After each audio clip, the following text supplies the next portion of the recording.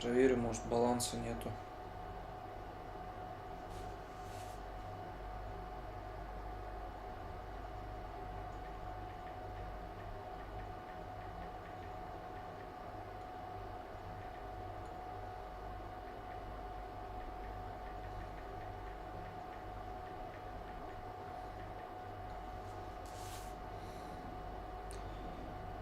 Так, баланс минус 29 рублей, да.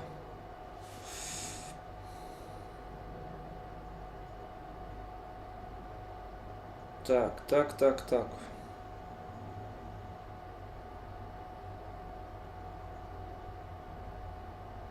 Сейчас пополню счет, подождите, пожалуйста. One second. И кстати. Hello, my dear friends. One second. My English little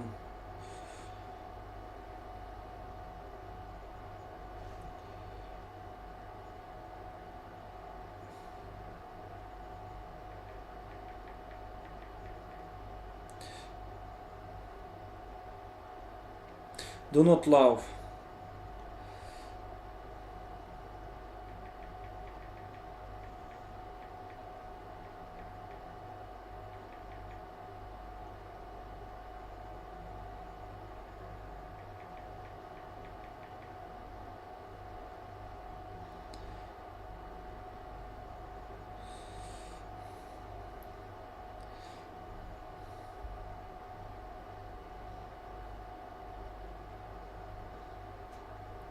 Being letter. Sorry for being letter. Вот что я хотел сказать. Наверное, перевод какой-то дословный. Ну, в общем, как говорится, мы просто занимались Светланой Григорьевной, и она сказала, как только заходишь в эфир, говори сразу, извините за опоздание на английском. И я, представляете, забыл, как это говорится. Ну ладно, не суть. Учу каждый день, уже по 2 программы учу, что Светлана Григорьевна дала, и по своей. И, ну, надеюсь, все равно что-то остается в голове. Так. Перейти к оплате. Сейчас я оплачу. Так. У меня раньше одна бабулька была. Она, короче, на меня хотела якобы квартиру переписать. Она жила где-то в Петербурге. И она мне раз в месяц, по-моему, или раз в 2 месяца, она мне кидала на мой МТС 5000 рублей. И она мне жаловалась, что вот так и так, Андрей, я немножко, если честно, не понял, за мной преследуют, говорит, меня преследуют, у меня хотят забрать квартиру, меня хотят убить. И вот она такие, говорит, в полицию заявление писала, говорит, ничего никто не помогает. И говорит, вот я вот хотела, чтобы квартиру никому попала, она осталась. Я хочу вот именно вам ее, чтобы вы могли там продать и на парк свой как бы вложить в будущем, когда я умру. Как бы, ну, я ее слова вообще всерьез не воспринимал. Я потому что не понимал, что происходит вообще. Какая-то бабушка мне звонит, такие вещи рассказывает. Я с ней вроде беседую, стараюсь ее как бы на волну. Я говорю, а там, давайте я подключу тех. Она никого не подключала, она мне не говорила ни в свою фамилию, ничего. Она просто накидывала мне такую информацию, и для меня было непонятно, что происходит. Поэтому, в общем, не знаю, если вы смотрите, ну, не знаю, смотрят, нет, но я, конечно, интересно, ничего не случилось ли с бабушкой, жива, здорова, а то, блин, как-то тревожно было. Это еще вообще только когда парк зарождался, 3 года назад, вот такая информация была, в общем, я не помню, по-моему, я рассказывал. Так, по поводу стрима, сейчас посмотрим, что у нас здесь вообще пишут. Всем привет, ты же бросил спорт или ты теперь тренер? К чему вопрос такой, я не бросал спорт. Видно, за кого ты болеть пришел. Нет, я не болеть приходил, я стоял секундантом в углу, со шторма дрался парень. Позвонили мне, как раз Штурков там звонил, Иван Штурков, и просил, ну он там через организацию, через авиационных людей просили, чтобы его поддержали, чтобы он один в углу не был. И, в общем, мне позвонили, Ренат тогда позвонил, говорит, поддержите парня, побудьте секундантом. И вот как раз Леха с СБЕ, тренер мой, кстати, непосредственно был по смешанным единоборствам в Уренгое. Поэтому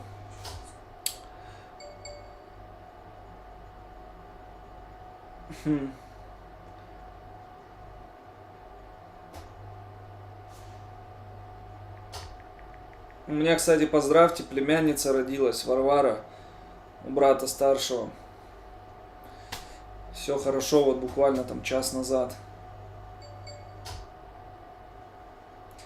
Так что классно. У нас пополнение в семье нашей Мусиенко. Еще одна Мусиенко родилась. Так, дальше. Вообще Андрей говорит, что если продолжит хороший гонорар, то он выступит в бою. Я думаю, наберу миллионник на канале, и можно что-то подумать, подготовиться, полгода на подготовку и выскочить с каким-нибудь тоже таким спортиком, блогером именно. Ну, не с профессионалами, потому что профессионалы, понимаете, они тренируются, там, начиная там без перерыва, у них подготовки, они годами там тренируются, но это будут как бы неравные бои. Хотя мне как бы без разницы, но все же. Так, всех приветствую, всем привет. Хотя могу и так выскочить, пофиг вообще. Какой на фото Андрей Косимолой, даже узнала не сразу. Спасибо.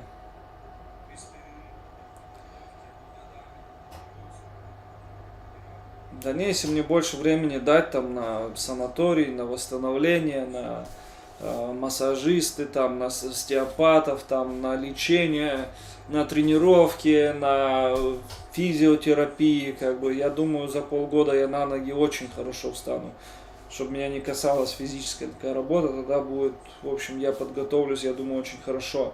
Но я бы без борьбы бы дрался, чисто на кулаках, может, в кулачке бы выступил бы, чисто на кулаках бы. Потому что, ну, по борьбе неравно. Я знаю, что в борьбе я как бы превосходить буду соперника, поэтому... Ну и не боксера, естественно, мне ставить мастера спорта. Ну, такого тоже, который и там, и там. Sorry, I'm late. Tamara, translate, please. Let's go, let's go. Хотя мне вообще пофиг, с кем выскакивать, кого бить, как говорится. Ты теперь с волками, приятно. Поздравляю, поздравляю, спасибо. Я уже, знаете, какой диахон? 7-й раз диахон, поэтому 6-й раз диахон.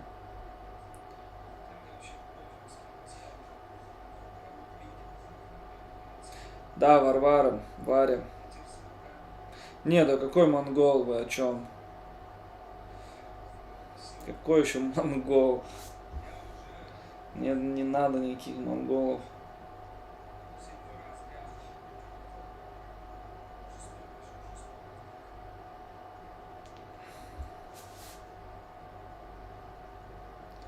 Так, что у нас сегодня по плану? Давайте на вопросики быстренько ответим в Телеграме, если они есть, конечно. А дальше уже... Отсюда... Блин.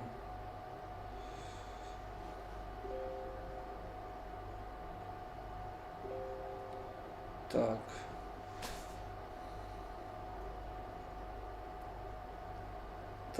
Так. Вопросов не вижу, вопросов нету, походу. Да, вопросов нету у нас. Так, ну ладно. Вопросов нету, тогда будем в чате отвечать на вопросы. Так, я не вижу. Да, или подождите, в WhatsApp, может быть, прислали. Так. Карина пишет: добрый день, Андрей, хотел спросить, извините, вопрос, я надолго забанена. YouTube просто мне оно покой не дает, заранее спасибо. Разбаньте, как разбанить Карину, скажите, пожалуйста, что для этого нужно? Разбаньте ее, пожалуйста, кто может.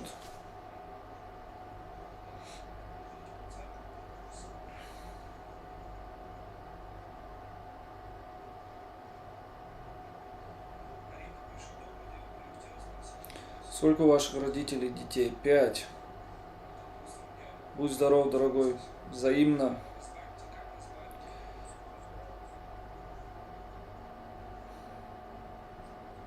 Да не, от такого же уровня спортсмена, какого-нибудь там, не знаю, тоже мастера спорта, там, по дзюдо бывшего, там, или кто тоже там лет 10 не боролся. Анжелика, привет, привет, добрый вечер. Вопросы отправила. Так, не вижу. Куда отправила, Полина? Кстати, Полин, я не могу найти ту штучку, я ее здесь ложил, ты ее не видела случайно, которую ты мне дарила? Переходник в iPhone и качать файлы. Я не могу ее найти, и дома искал, и здесь ищу, нигде найти не могу ее. Может, ты знаешь?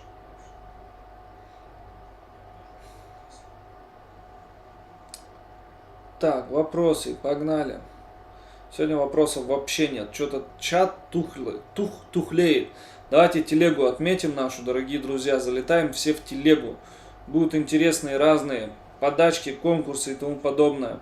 А в лакшери скоро, кстати, будет большой розыгрыш. Я надеюсь, что он получится. Будем разыгрывать iPhone. Марафон на машину для охоты. Что там происходит? Подождите. Так, ничего не увидел. Ладно, давайте здесь.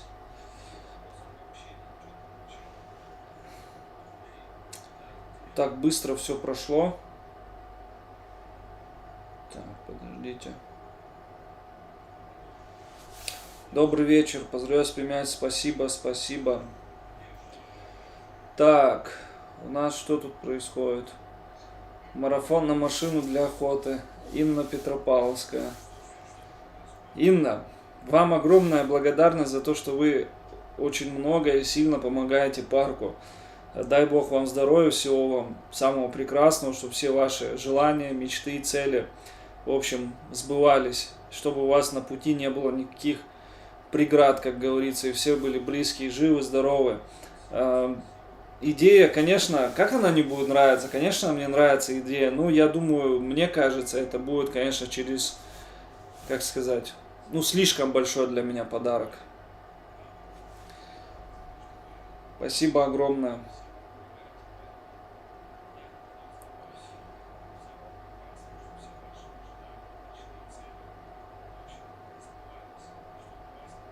Так, сейчас я, кстати, еще вот мне на Сбербанк пришли сегодня период от Ольги на машину 1000 рублей. В общем, они мне подарок на Ниву на Новый год собирают. 1000 рублей, 1000 рублей. Так, Ольга П. на машину для охоты. Светлана П. на машину для охоты. Ничего себе. Раз, два. А, стойте. А, нет, это нет. Это я переводил тут. Уже раньше времени обрадовался. Тут на забор сейчас монтируют. Сегодня смонтировали все лаги, сварили, все сделали. Завтра листы будут закручивать. Oh, yeah. Опять у нас по забору. Сейчас скажу, сколько вышло. Марафон на машину для охоты. Марафон на машину для охоты Санта-Брижа. И ты туда же. Ёпрст, вы что, девчата? Девчата, вы что? Я даже очки одену на вас посмотреть. Что происходит? Санта-Брижа. Санта, спасибо огромное. Конечно, я эту затею не сильно поддерживаю. Мне, честно, прям, я почему-то в краску вгоняюсь. Мне как будто стыдно, когда вот что-то личное приходит такое, мне прям не по себе становится. Поэтому, конечно, я не знаю, как реагировать на эти все сообщения, на все смски.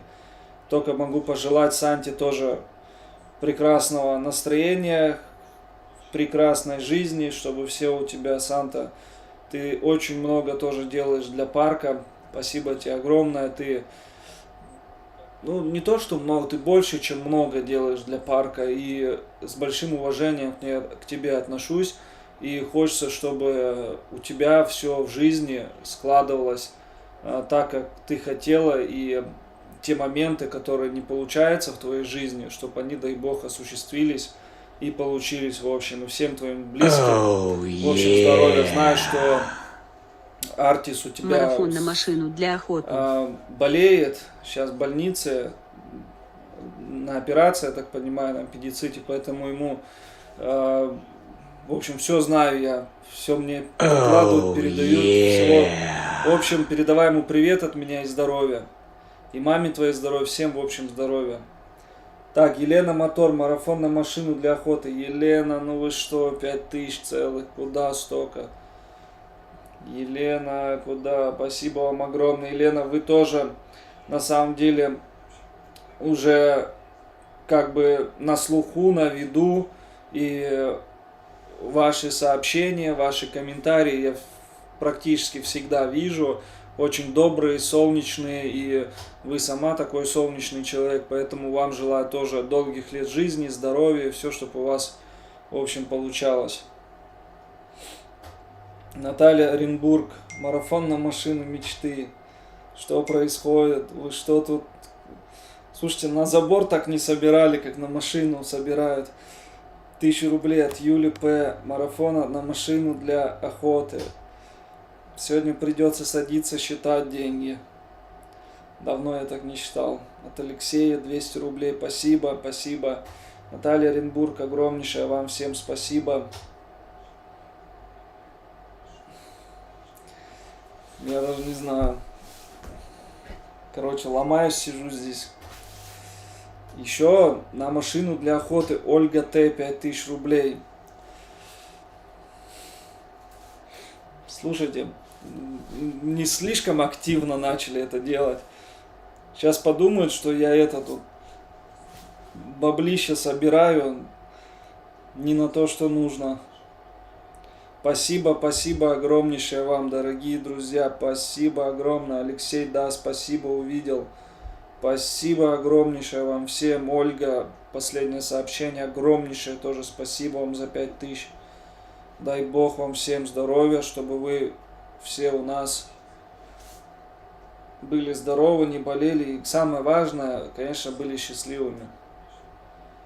Потому что можно иметь здоровье, можно иметь деньги, можно иметь власть, можно иметь то, все. Но если ты несчастлив, то это самая такая тяжелая будет. Несчастье приводит к унынию, а уныние приводит, сами знаете, к чему. А ты не думай, мы за тебя подумаем. Щенки остались? Какие щенки? Что насчет Агопа выйти с ним? Слушайте, но мы разные весовые категории, это будет нечестно, во-первых. Во-вторых, как бы, ну, мы с ним в нормальных отношениях, он мне никогда ничего плохого не делал, так же, как и я ему, мы на такой ноте, как бы, с ним, у меня нет никакой к нему, ни в коем случае, там, неприязни, мы с ним хорошо общаемся, поэтому, ну, не хотелось бы, конечно, не часто, но когда созвонимся, там, какое время, то мы общаемся на дружеской ноте. Я говорю, человек, который меня приютил к себе, накормил, дал переночевать, сводил в ресторан, показал всю свою гостеприимность, да, ко мне, все свое уважение ко мне показал, как бы, ну, мне неохота, как я могу с ним выйти драться, мне, как бы, ну, не хочется даже за большие деньги там драться с этим человеком, просто, ну, чисто из-за уважения. Понятно, если там баблище там немеренное заплатит, и мы сядем с ним, скажем, братуха, ну чё, готов за такое, как бы, как говорится, за такую сумму выскакивать? Ну, если обоюдно как-то будет, то мне кажется, ну, как бы он там точно захочет, потому что кормить собак, кормить животных, себя кормить, семью там и тому подобное, как бы, если, смотря какие деньги, если там за миллион, ну, я не стану там даже думать о каких-то там боях с ним. Ну, если там какие-то серьезные, ну, тоже, понимаете, на любой марафон, Юлия, спасибо большое. Поэтому, ну, Я думаю, лучше эти все отставить, как бы, разговоры.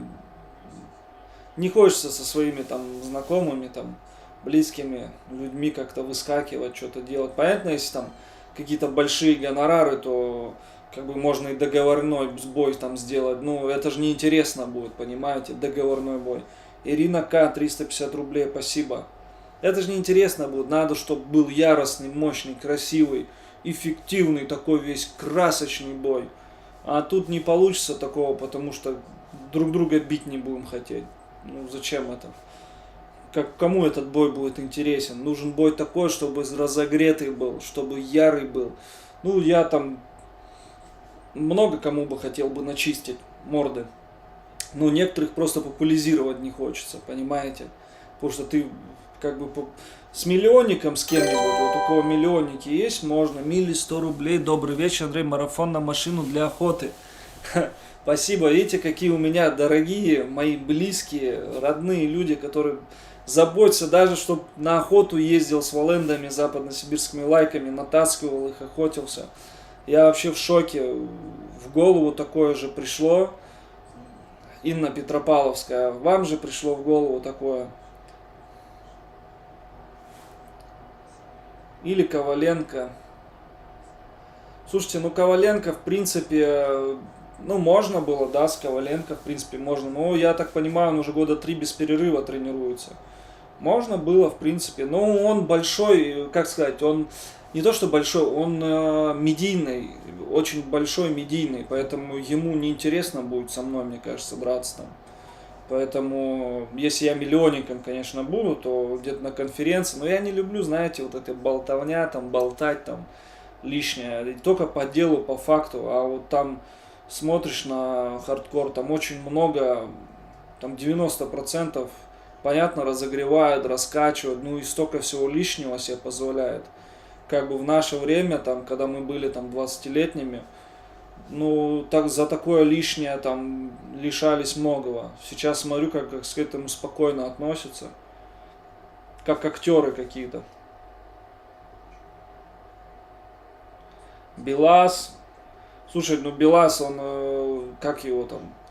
Он с моего друга тренируется в клубе в Александро-Невском. Как бы это наш человек, как бы. Зачем с ним выходить драться с Белазом, я не понимаю. Тем более, я смотрю за его карьерой, как бы поднабрал он хорошенько, и мне бы не хотелось с ним драться из-за того, что только он моего друга тренируется в клубе Александр Невский и продвигает его, также и всех бойцов. Это будет, ну, бессмысленная драка какая-то. Не мне одной, просто я озвучила.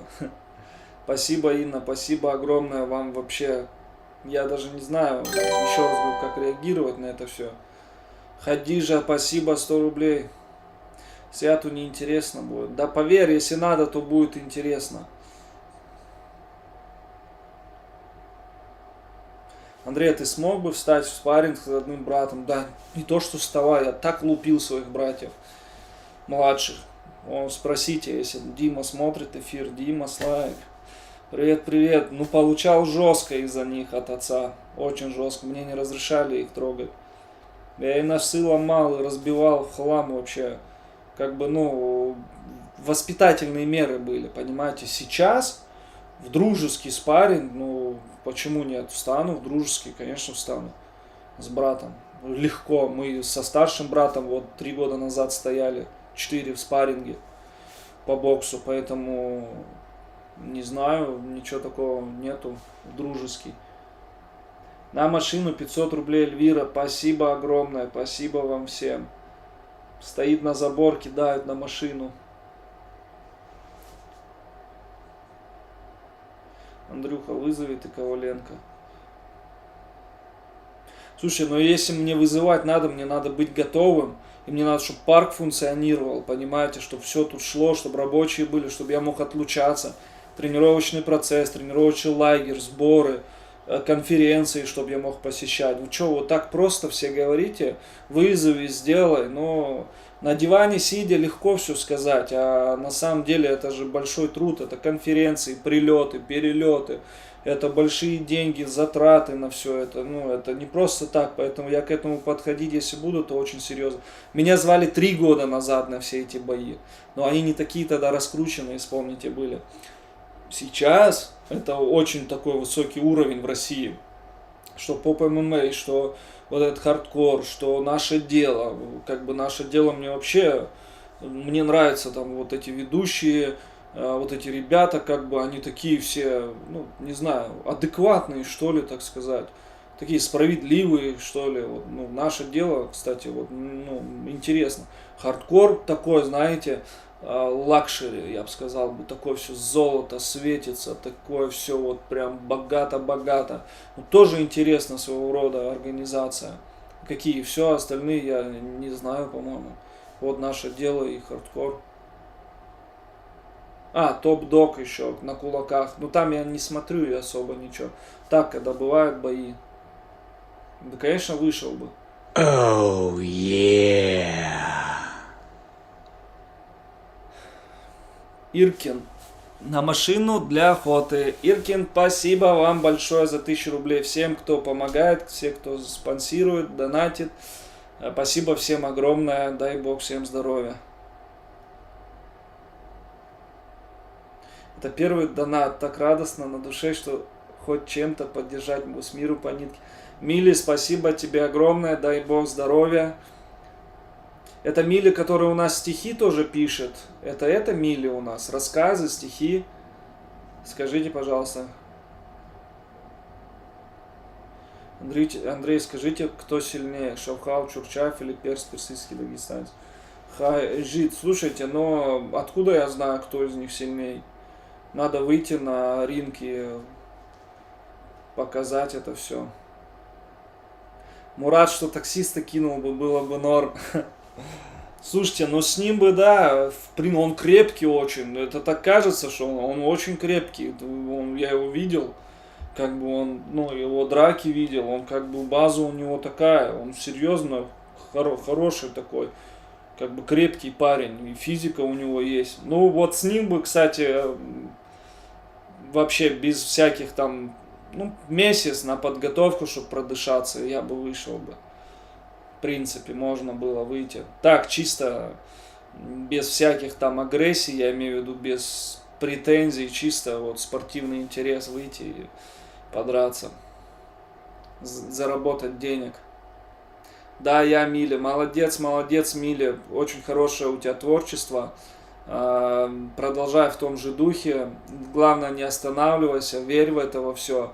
И каждый день этому уделяй большое значение. Тогда у тебя будет большое будущее. А если ты так будешь, типа, как хобби относиться к этому, то оно так и останется вот там где-то. А если ты на это напор сделаешь, упор вот это вот во все это, то большое будущее будет ждать тебя. Поэтому огромное тебе спасибо.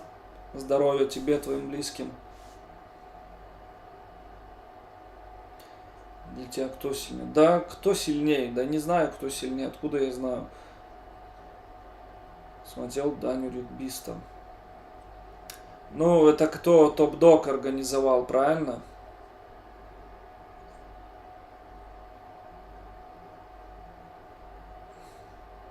Ну, в Телеграме чат за чах. В Телеграме, я говорю, кстати, Телеграм можете сюда сбросить, я его закреплю. Переходите, дорогие друзья, все в Телеграм.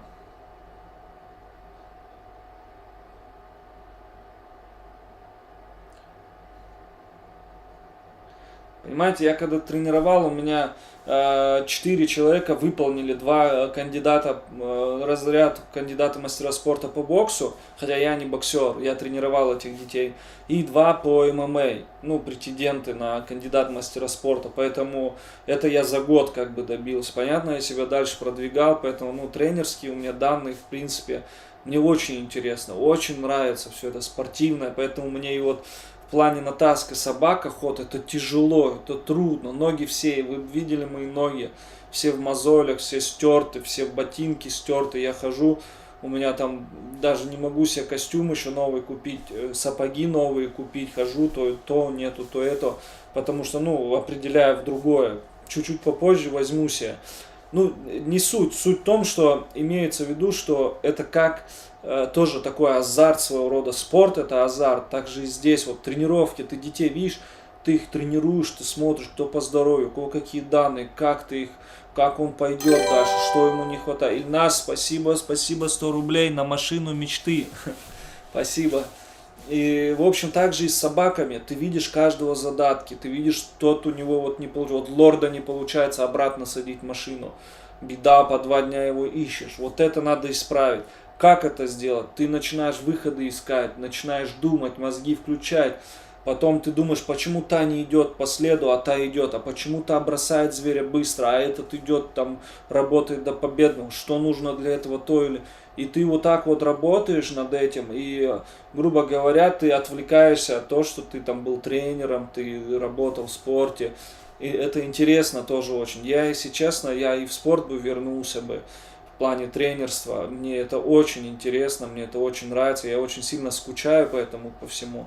Потому что когда ты видишь, когда твои ученики, когда твои люди делают результаты, ты знаешь, как бы, ты рад от того, что человек будет рад, понимаешь, когда у меня приходили, у меня там по 20 килограмм теряли люди, ну, худели по 20 килограмм, как бы, в форму много кто приходил, очень хорошо, особенно кто регулярно, особенно те, кто слушал, что говорит ему тренер.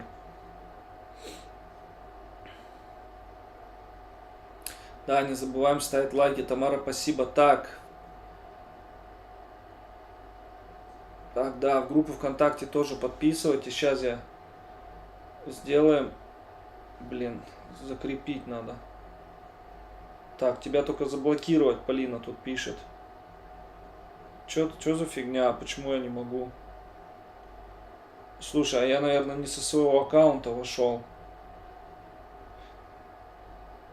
Так, подожди. Да, не со своего аккаунта. Кстати, давайте я вам напишу вот сегодня с охотничьего канала. Стой, давай мы скопируем. Так, с охотничьего своего канала напишу. Можете подписываться, у меня новый охотничий канал. Так, сейчас я сам тогда сделаю, подождите. Аурики, аурики, аурики. Гуляют девки, гуляют мужики. Вот, с охотничьего канала. Вот так вот. А чё у меня не это? Стойте. Телеграм, подожди. Почему ссылка не работает?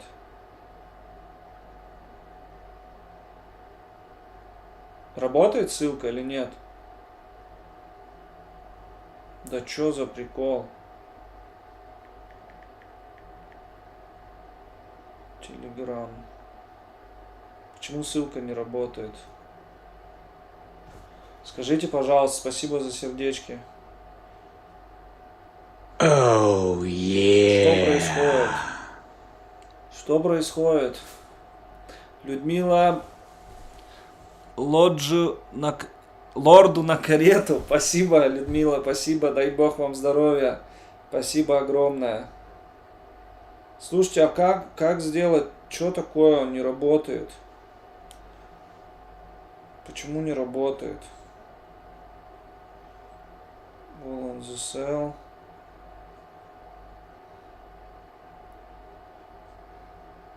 Кто-то напишет, почему ссылка так работает. HTTP. Подождите. HTTP, двоеточие.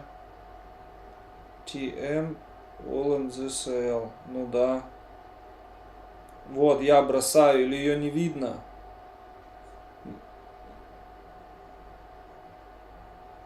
Так, что-то не пойму. Я вот Воланд, порода, охота с породой Воланд. Вот, канал новый, да, кстати, посмотрим, сколько нас подпишется здесь человек. Вот, я ссылку кидаю, и почему у меня она не работает? Ни у кого не работает. Вот, я опять кинул.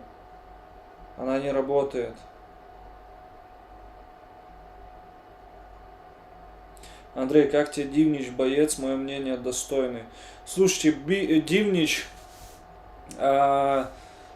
Конечно, достойный боец, достойный парень, мужчина, на самом деле он благим делом занимается, топит за свой народ, за Россию, за как бы трезвость нации, за противоабортность, за ситуацию с миграцией, да, в России. На самом деле ему огромное уважение и большая поддержка, потому что ни у кого смелости и духа не хватает вот так вот высказываться, говорить. Где-то что-то моментами может быть там какие-то, как говорится, ну, кто-то может неправильно его понимает, кто-то может быть в штыки что-то воспринимать, где-то он может высказаться, да, там, на фоне, все мы бывает на фоне, как сказать, раздражительности, на фоне там какой-то злости можем высказаться, да, как-то, может где-то он высказаться грубо, еще показаться как-то, но человек как бы он делает то, что он должен делать, и на самом деле ему большой респект и уважение. Мы насчет него, кстати, с Агопом общались. Агоп сказал его тоже поддерживать, то, что он, чем он занимается. И на самом деле просто может некоторые люди нас сейчас не понять, да, почему? Потому что они не вникали в суть. Всего надо всегда ставить себя на место этого человека. Вот представить, что у вас там в республике или в регионе была бы такая ситуация наподобие, что бы вы делали? А делали бы вы что-то? Или бы вот просто молча бы? Или просто русские это второй сорт или третий сорт, понимаете? Поэтому все правильно делает, Максу поддержка.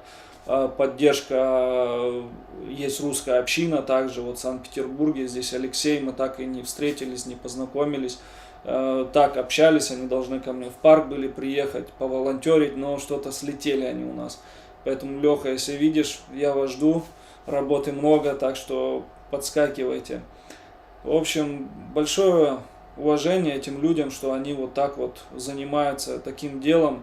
Его ищут, мне сказали его там, и выкупали его адрес, чтобы его убить, что только не было, у него уже семья там, он боролся за храм, который, ну, много чего он делал, достойных вещей, поэтому кто-то что-то может там говорить, все что угодно, я думаю, скорее всего, многие, это от недопонимания его. Людмила С. Марафон, спасибо огромное. Людмила, дай Бог вам здоровья, спасибо, вы тоже огромную лепту вносите в парк волков, спасибо вам. Поэтому, в общем, вот насчет Макса Дивнича, я его поддерживаю и даже хотел видеообращение сделать в поддержку этого человека. Конечно, мы все не знаем, да, как, что, как, чего до конца, например, да, многие люди поверхностные, тем более вот эти отрывки там возьмут, там, знаете, из контекста, сделают целое видео и потом человека этим же подставляют, понимаете, и начинают вот это вот его, как сказать, ну, гнобить, там, что-то писать, там, еще что-то. Но он всегда выйдет, я думаю, он настоящий мужчина, он всегда выйдет один на один и поговорить с любым человеком, кто ему что. Но он же, понимаете, он уже публичная личность, он не может с каждым третьим, каждым встречным, ходить там, разбираться как-то один на один, но это уже не тот уровень, понимаете, когда уровень уже на высоком, тем более у него там 100 тысяч в Телеграме, он уже распиаренный боец, у него есть люди, которые старше его, да, знаете, там, которые ему подсказывают где-то что-то, которые там тоже направляют могут где-то что-то, там, где-то в каких-то моментах. Он православный человек, слава Богу, он у нас, получается, я слежу за его телеграм-каналом, он там раз в день молитву выставляет, там, утреннюю, там, потом ко сну молитву. Молодец парень, как бы продвигает это все дело. Ему только респект. Вот мое мнение.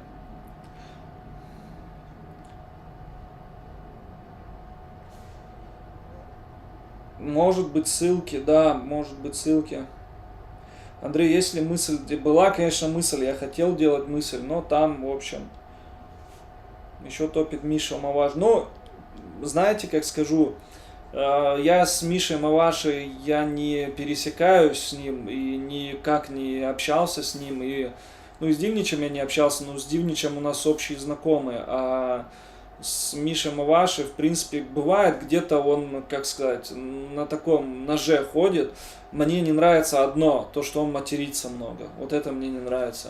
Все остальное, в принципе, ну, как за свою нацию, как за свой народ, как бы бьется как может за справедливость, но тут тоже надо, я думаю, помогать, подсказывать где-то что-то без штыков, без вот этой агрессии. Надо агрессию максимально подавлять. Понятно, недовольство многих, но тут не знаешь, что у кого в голове. Не могу ничего сказать. Я как бы смотрю какие-то моменты, да, очень многие моменты он правильно говорит, правильные вещи говорит. Бывает где-то на эмоциях тоже что-то скажет, ну а так как бы, ну... Как Ария? Владимир, приветствую, Владимир, как ваши дела? Вас разбанили? Карину как разбанить?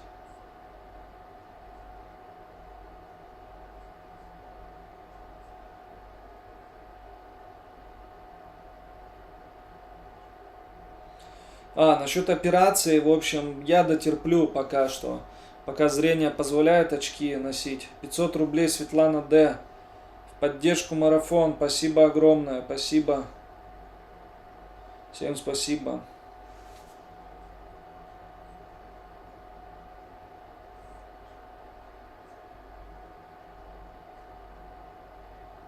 Хотелось бы услышать твое мнение. У блогеров по животным стали часто появляться переломанные тигрята, львята. Что такое происходит? Алексей Большаков. Я по этому поводу не могу ничего сказать, я могу только предполагать. Поэтому я не знаю, о каких блогеров вы говорите. И я не имею никакого представления.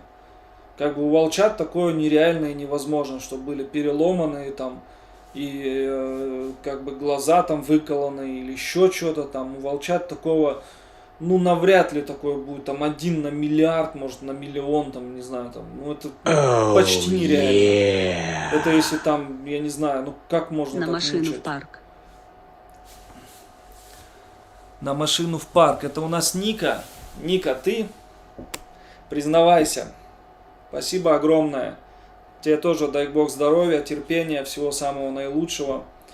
В общем, когда там ты в декабре хотела в гости, приезжай в парк. Кто посмел Карину забанить?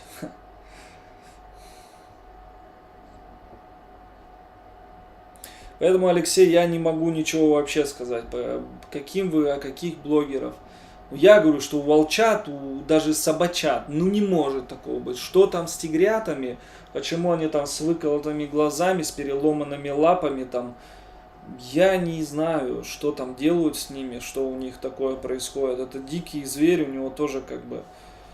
Ну, может у них какие-то проблемы. Я в этом не специалист. Я знаю, что у тигрят там, у кошачьих, которые именно не с лесу, а вот там с звероферм, у рысей я слышал, что у них слабые кости, и они даже с тумбочки могут упасть там, или пум зоопарковских, и они лапки ломают, как бы.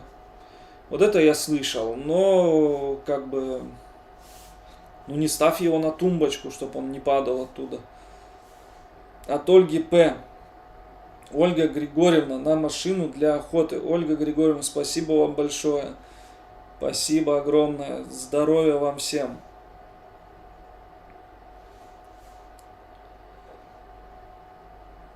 Так. Аноним. Это я на машину отправил. Ого, Сергей, серьезно? Сергей, чек пришлите. Михаил, 500 рублей. Спасибо, Михаил. Сергей, вам огромнейшее здоровье. Я еще с вами с долгами не рассчитался, а вы мне опять тут денежку на машину. Сергей, огромнейшее вам спасибо. Здоровья вам тоже. Не болейте и будьте мудрее. С каждым годом мудрей, мудрей, мудрей. Никого не доставайте, никого не обижайте. Зубков, Виктор, Прайд, Львов говорят, что люди им таких передают, изуродованные человеком. Ну, я не могу сказать об этом ничего, потому что это что за люди, как они могут передать изуродованного такого, как можно передать изуродованного? Я не знаю, там, я Виктору позвоню, пообщаюсь с ним, мне интересно самому эта тема вся. Я с Виктором, ну нет, мы общаемся, последний раз общались, вот он на меня день рождения, он поздравлял меня. Перелом, надо позвонить с ним, пообщаться. Ну или буду в Москве, к нему заеду в гости.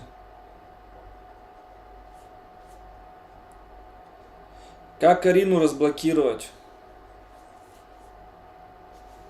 Полина тут вообще тут ссылки только так, да, штундует. Штрундует. Так, короче, на охоту вы... Так, дайте охота с породой Волан. Давайте как раз проверим. Никто не подписался. Отправил ссылку, и никто не подписался на канал. Представляете? Все. Базар яц. Так, управление. Так, как выйти отсюда? Я вас понял.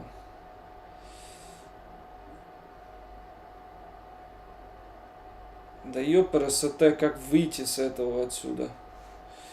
Злости не хватает. Так, сменить аккаунт. О, глаза болят. Вот сейчас здесь сделаем. Давайте на наш Телеграм подписываемся. Телеграм.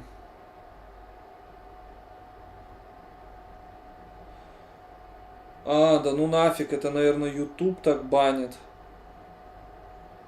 Закрепить сообщение. Санта, hello.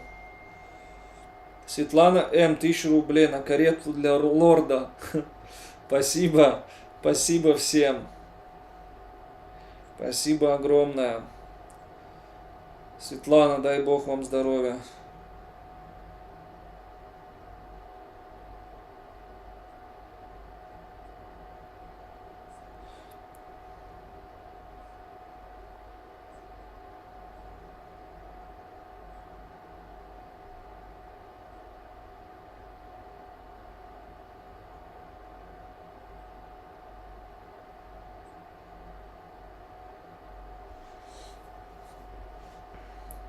Oh, yeah. Андрей самый лучший блогер-мужчина. На машину для охоты.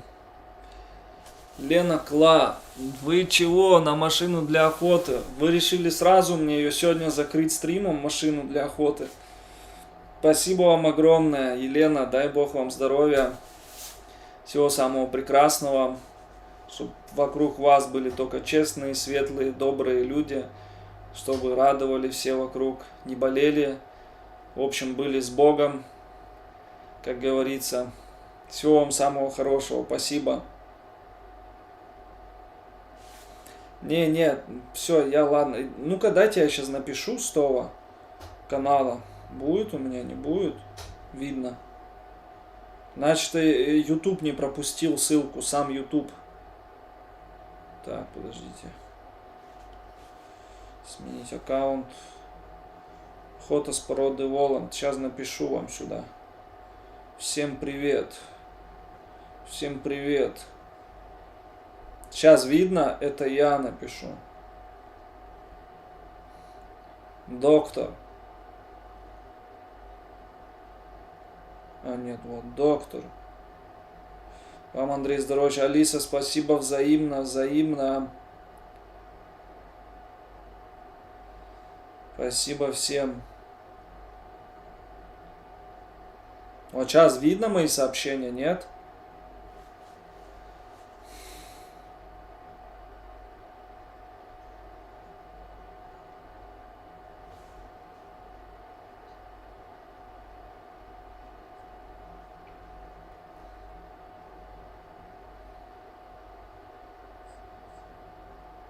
А, вот охотничий канал. Есть. Есть.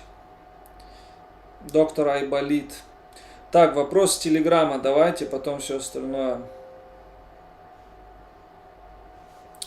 Андрей Рамазан. Когда будете писать, что Мякона к Братшу, не будет ли это сложно в связи с ее характером и возрастом, если откладывать? Я думаю, нет. Хотя, может быть, все.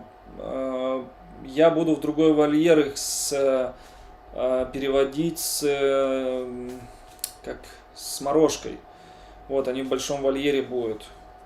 Потом буду их рассаживать. Я Мякону там оставлю. Ой, морожку там оставлю, а Мякону к Братшу. Ну, Мякону может вообще через год к Братшу, может через 1,5, может через 2, понимаете, не сразу к ней. Потому что сейчас запущу там, и волчат понарожается, и я что потом буду с этими волчатами делать? Любовь Меньшикова, Гребер. Здравствуйте, Андрей. Парк до конца загорожен или нет? И оправдали ли себя собаки на охоте? Собаки всегда оправдывают себя на охоте. Какой хозяин, такие собаки, как говорится. По поводу парка, уже вот сегодня приезжали, вот загораживают. Кстати, хотел сказать по ценам, чтобы вы понимали. Цена на забор. Смотрите. 200 листы с одной стороны, 200 металл, 200 монтаж, 600 тысяч одна сторона, 600 тысяч вторая сторона, ну, грубо говоря, будем так брать. И передняя сторона 400 тысяч, 1200, это плюс я вот эту сторону не говорю загородить, 1 200 000 плюс 400 тысяч равняется 1 600 000 загородить 1 гектар, 1 600 000. Это не до конца загородить, понимаете? У меня 2 гектара. Первый гектар загораживал, то я загораживал за свой счет, 400 тысяч отдавал там почти за ту часть, за работу, за металл, за все.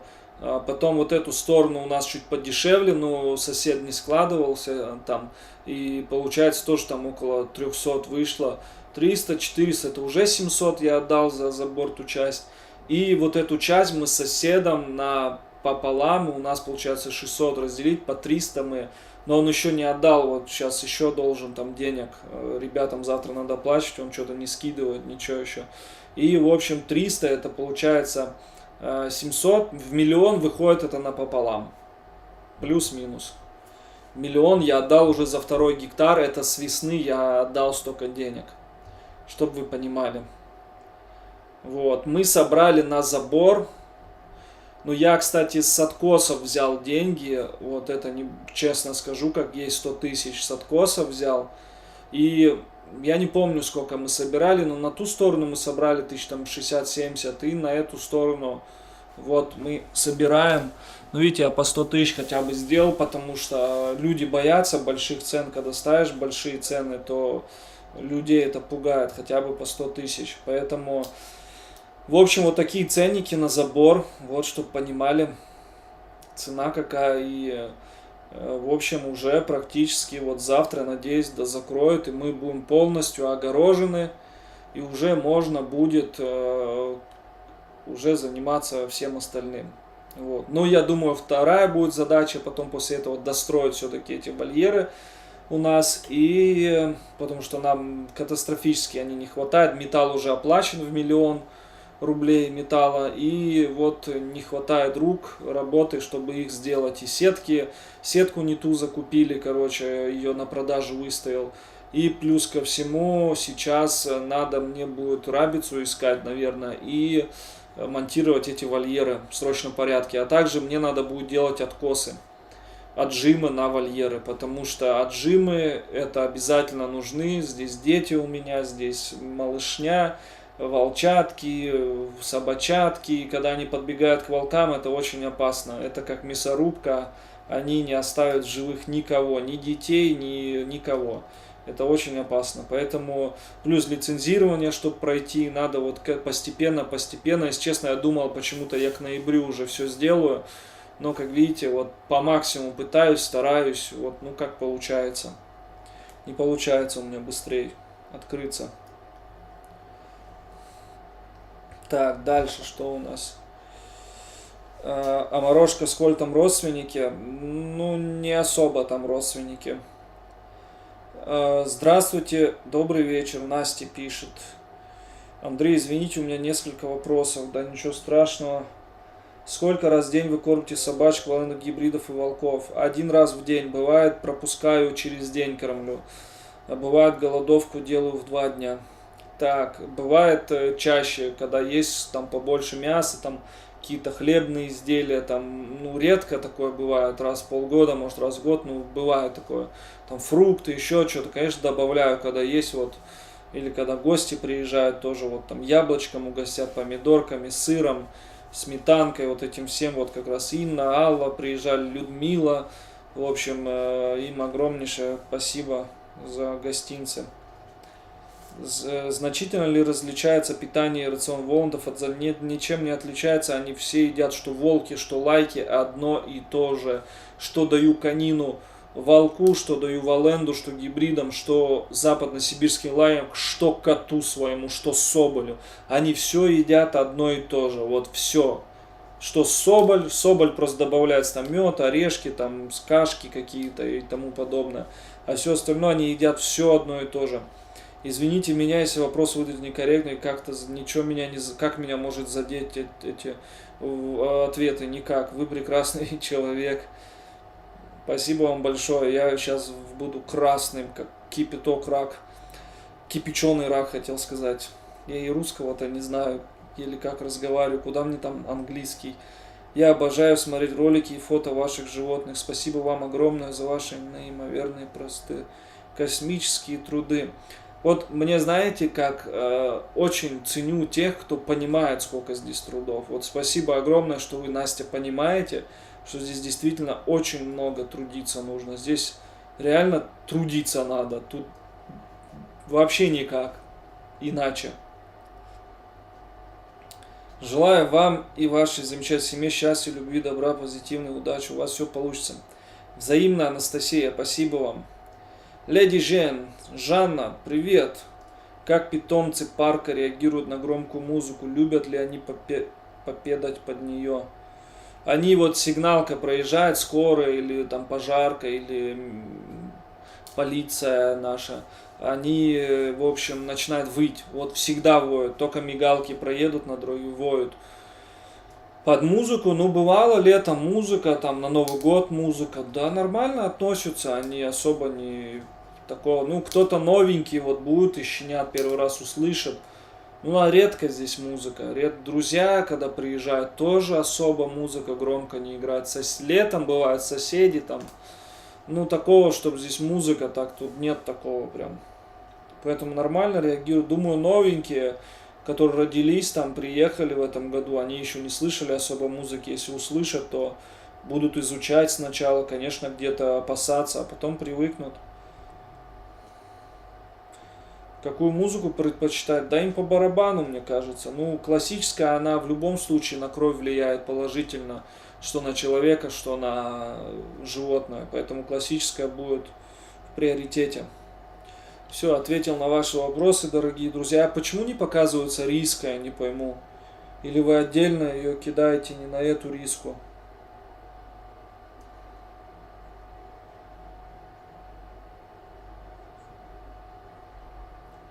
Женя, привет. Женя тоже меня тут выручил недавно. Прям вообще. Знаете, когда сидишь и думаешь, блин, упадет что-то с неба, не упадет, что сделать, чтобы упало что-то, что сделать, как заработать, что сделать там, туда звонишь, там договариваешься, там встречаешься, кое-какие мутки делаешь, там у тебя там движухи, и потом бак, Женек такой, Андрюха, лови подачку бодибилдера, бабах такой прям, туду.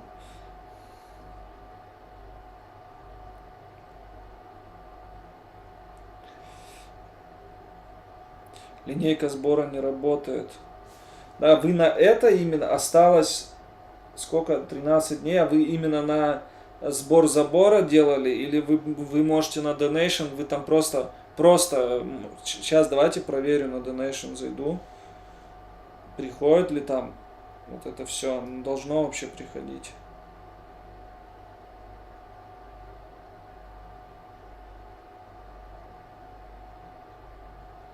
Да нет, вот как раз волки, они очень осторожные к этому, ко всему. Собаки, наоборот, как бы пофиг.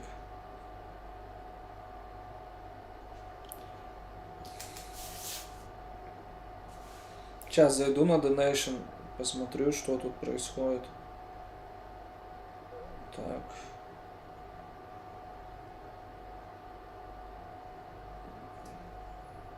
Что-то ничего не понял.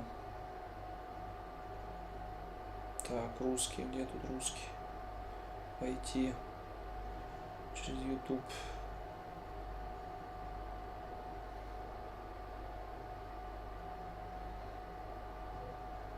Блин.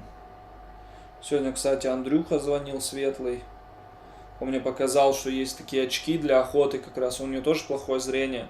И они вот такие, короче, там вот так одеваются на резинке, и ты в лесу ходишь, и ты все видишь, вот так не надо поправлять, они не потеют. Блин, крутая вещь, вот думаю, тоже это взять, короче, все такие очки, потому что на охоте невозможно, тут ты их забываешь, что еще что-то.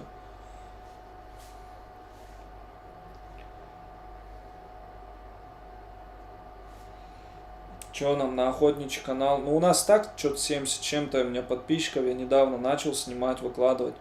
Тот не могу восстановить канал. Надо в телегу его еще сбросить, я как раз с охоты там снимаю все.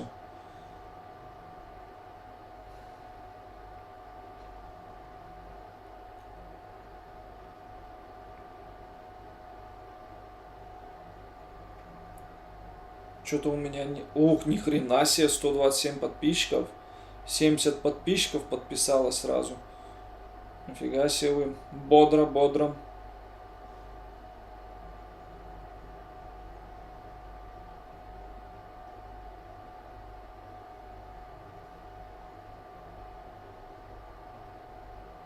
А, вот, пошли подписчики.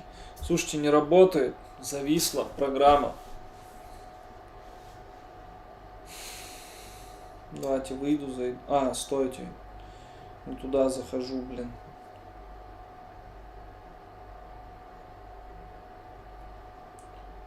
Так. История баланса. Так, подождите, страница донатов. Да что ж такое? Ёпарасоте. Интернет плохой что-то.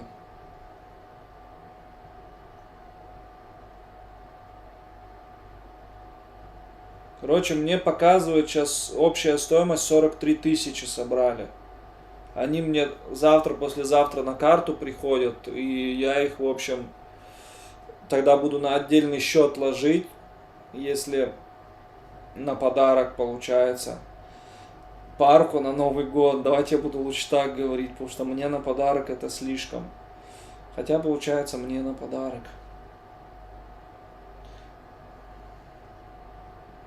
Да. Дожил, блин.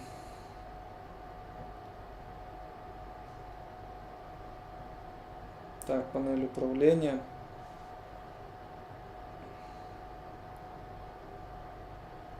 Так, вот, сегодня у нас получается так.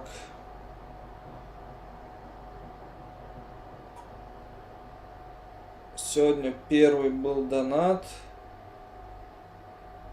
Так, подождите, 51 минуту назад Инна П. первая открыла. Вот, да. Все правильно. Все, 43 тысячи показывает за сегодня. Собрали огромную сумму на самом деле. Еще на Сбербанке надо посчитать сколько. Так, тут в чате, что тут у нас в чате?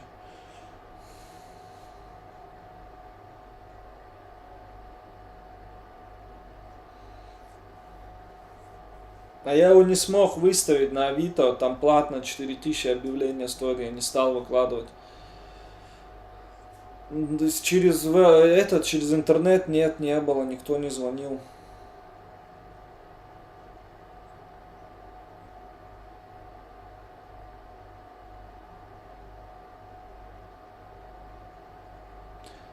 Да, если честно, блин, может я поторопился, просто деньги нужны, долги надо отдавать, долгов много.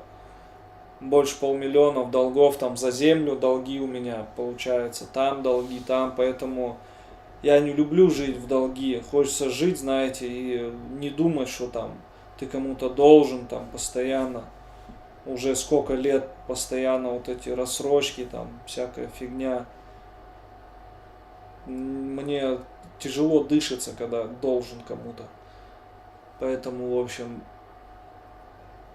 ну как, у меня не то, что там я там просил у кого-то, занимал у кого-то. Нет, это не так было.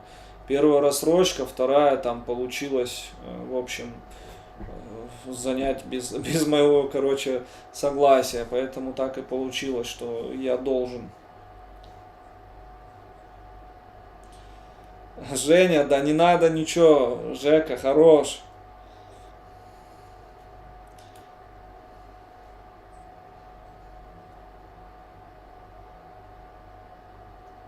Кто в чат свяжется с Андреем, не пустить. Мне надо оттуда музыку снять, вибасту, наверное, снять, все поснимать будут. Я ее вот на днях надо загнать ее в субботу у меня. Или в пятницу вечером загоню ее, там пусть посмотрит карбюратор, свечки поменяет. Так все просмотрит. Головку надо там шлифануть, прокладку поменять. Такое все по мелочи ее надо сделать, чтобы она ездила, чтобы можно ездить было на ней.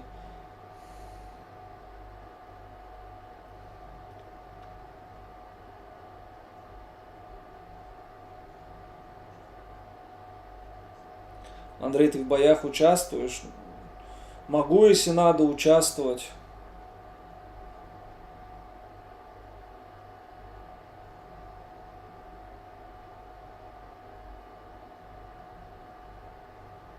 Когда Акела меня съест, канал наберет 1 миллион. Там можем типа челленджа сделать, сколько Акела куриц за раз съест. Дать ему поголодать дня 3, кинуть куриц прям таких. Вообще лучше живых куриц вот так вот. Это будет вообще, я не знаю, что это будет, но будет жестко.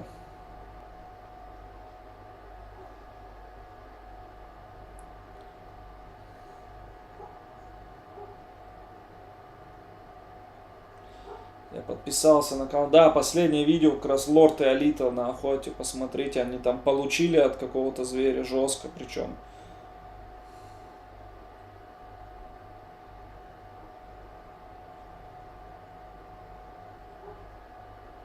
Кто-то лает. Блин, там Соболь у меня, ёпарасоте. Соболь бегает. Бэтмен. Бэтмен. Бэтмен. Блин. Моника чего? Главное, чтобы не подушили друг друга с кошаком. Да я сегодня обгенералил все, в бытовках все убирал, пылесосил, там затопил печку, в общем, потом все там прибрал, все убрал, там, сям, все подделал вот это. И начал у Соболя убирать перед зимой, думаю, прям тщательно все вымою, там мыл где-то минут 20, все, 30. И, блин, он выскочил, короче, не смог я его закрыть, и думаю, ладно, пусть гуляет. Ну и вот он уже гуляет часа 4, наверное, на улице.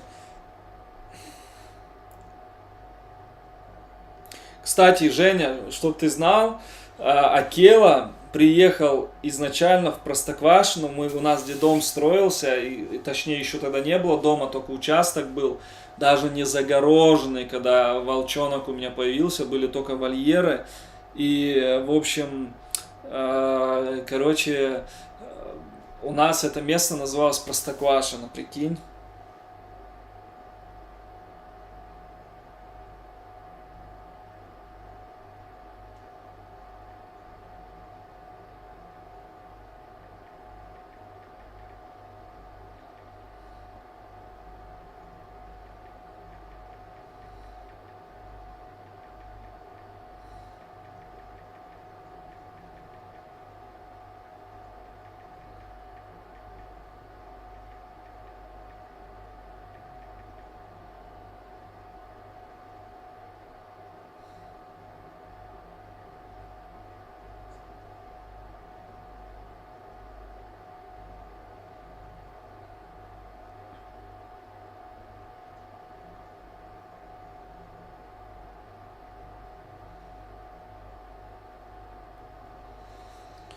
Ну да, медведя кушают. Софья Н 2000. Огромное спасибо вам, Софья. Спасибо, Жека, спасибо. Дай бог вам здоровья. Не нужно было, ну спасибо, в общем. Всего вам самого прекрасного. Чтобы с Эдой у вас были только одни положительные эмоции. И чтобы она вам где-то в какой-то мере изменила вашу жизнь в лучшую сторону. чтобы она не была для вас катастрофой, а была взлетной какой-то полосой.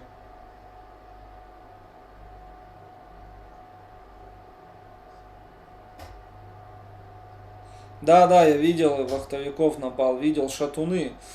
Ну, их убирать надо, потому что они очень опасны. Их убирать надо.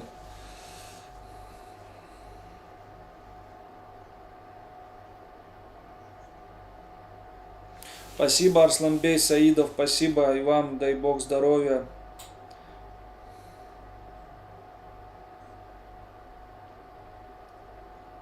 Подписывайтесь на Бусти. Да, кстати, дорогие друзья, кто хочет поддержать проект, у кого есть желание смотреть полнометражные ролики.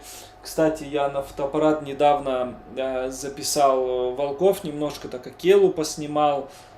Поснимал на YouTube тоже выставлю, но в основном выставлю на Бусти, поэтому на профессиональной фоте. Кстати, скажи, Полина, еще раз, ты не видела эту штучку, которую ты мне дарила? Здесь она тебе нигде не попадалась?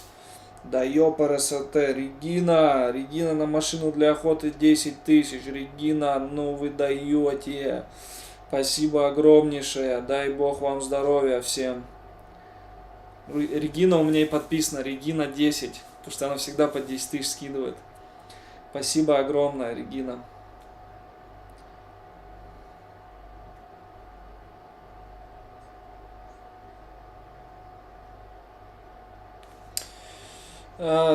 Ходишь, но я бы с удовольствием бы, если честно, ходил, снимал бы, выставлял бы хоть каждый день. Но понимаете, у меня нет времени на это. Я вот на охоту поезжу, если что-то интересное есть на охоте, я вот выставлю хоть что-то. А вот так просто, что мы идем по лесу тупо, и собаки то ушли, то пришли, как бы, и что говорить, как бы я молча в основном хожу по лесу. Не кричу, не говорю, не шепчусь, как бы я хожу один. И, ну, что мне там говорить, когда ничего нету, например. Ну да, есть там следы, да, опять будут говорить, о, ходишь, зверя нет. Понимаете, ну у меня лицензии нет там на лося, нету на кабана, у меня лицензия там на бобра, на куницу, на белку, на хоря, на вот такое все как бы. И если я добуду там лося, естественно, я браконьером буду, мне влепят 500 тысяч штраф, как бы меня выгонят с этого клуба и не дадут мне больше в угодья ходить. Поэтому, в общем, только с коллективом, вот у нас по субботам коллективная охота, и только с коллективом я могу добывать лося, кабана, медведя, там вот эти все, на которые есть там лицензия.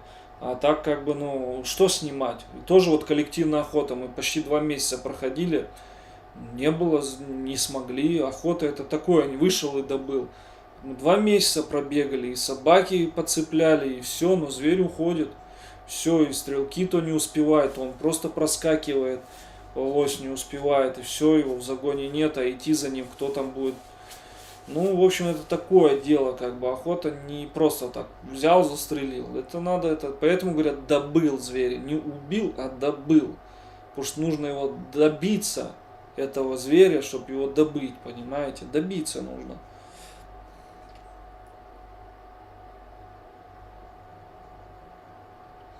Да, может, это волк такой, волчонок был. Скучаете по Новому Уренгою, Андрей? Я только по охоте скучаю, там, по лесу, по тайге, по вьюге очень сильно скучаю, по Музгару, по собакам скучаю. Ну, понятно, по родным всем своим. По папиной даче, по гаражу, по дому, по вот этому всему, понятно, скучаешь.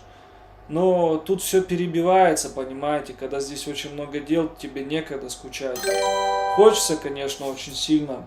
Так, кто у нас там? Руслан, 500 рублей на забор, машину, на сбор и машину. Спасибо, спасибо, Руслан. Вот, поэтому, конечно, тянет туда в плане... Я даже хотел с Юрой туда полететь. Юра говорит, полетели на охоту туда.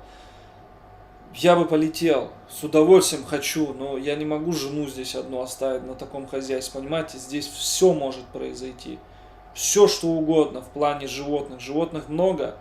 Кто-то прогрызет сетку, кто-то сделает подкоп, кто-то еще что-то. Там кто-то... У кого-то, вот как в прошлом году, эпилепсия началась, кто-то кого-то там хвост как откусил, там вот, когда работника оставлял, хвост откусила, там. Такое может сотворить, поэтому кроме меня никто проконтролировать это не может. А те, которые мог здесь остаться, тоже тут не все гладко было, тоже я разгребал потом все эти дела. Как бы, ну, это такое дело, тут нужен не один человек.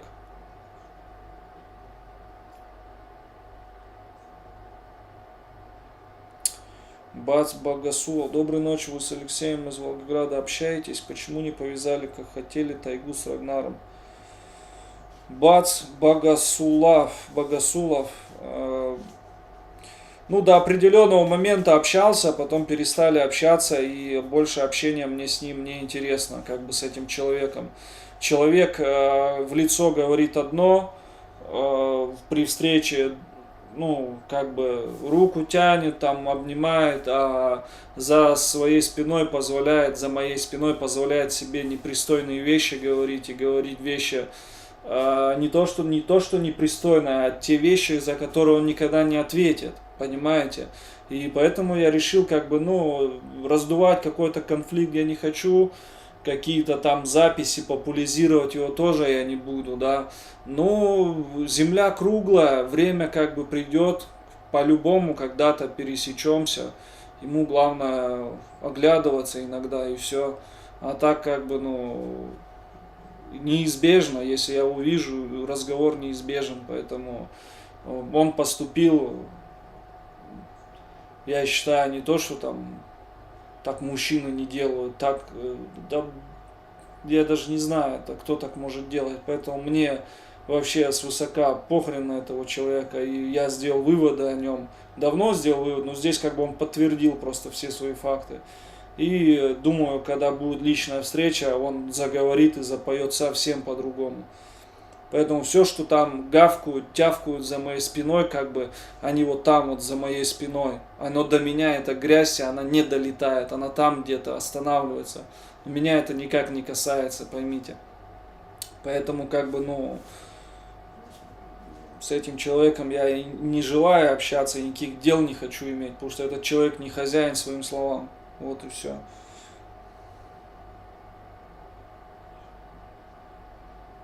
Гети отдельно уже сидит, как неделю.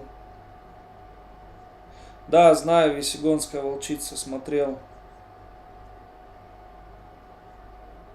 Нет, Грета не объявлялась. Добрый вечер, Андрюша. Рамиля, здравствуйте. Интересно, заглядывают ли мыши, крысы, курятник? Да, мы у павлинов недавно мышку видел. Захожу, она фью, так пролетела мимо меня.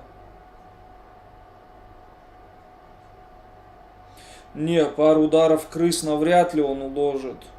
Наших точно не уложит петух с пару ударов крыс. Мышек, да, крыс. Хадиджа, но, знаете, то, что там кто-то куда-то пошел, пусть как бы это как бы не осуждается и не должно осуждаться. У всех свои намерения и тому подобное. Понятно, что у каждого мировоззрение разное, но если ты говоришь что-то, ты должен за это отвечать, и неважно, ты там защищаешь родину, где ты там находишься, в зоне там СВО, или еще что-то, если ты в зоне СВО там блатуешь или что-то там делаешь, ты что, тебе позволительно так общаться там, или еще там, как бы, ну, я считаю, нет, поэтому надо отвечать за свои слова. Как бы он за первый раз не извинился, ну как, извинился, ну так там, ну, меня бесуют подписчики, в смуту там вели, там туда-сюда, там, а потом да, опять 25, поэтому я как бы вообще, мне вообще как-то, знаете, не хочу даже говорить об этом, он недостоин, чтобы говорить о нем вообще что-то. Прах, пыль, там, я не знаю, как еще. Все при личном разговоре, мне не хочется там что-то выносить. Так поверхностно пробежали, я никогда не выносил, ничего не говорил в его сторону, но вот здесь как бы раз спросили, и, естественно, весь этот, его, кто на него там подписан, в телеграммах там или где закрыты у него группы были, там, знают, что он написал, поэтому, как бы, ну, все понимают прекрасно, что такое не пишется на публичную, тем более. Ты, если такой герой, ты позвони мне, скажи это хотя бы по трубке, ё-моё. Поэтому, в общем, Ничего страшного. При личной встрече, по-любому она, скорее всего, она случится. И надо, если он надо, приедет сюда, или я где-то буду в тех краях. Целенаправленно, понятно, мне делать нечего, там, заниматься этих. Но если когда-то где-то пересечемся, я думаю, каждый ответит за свои поступки и слова.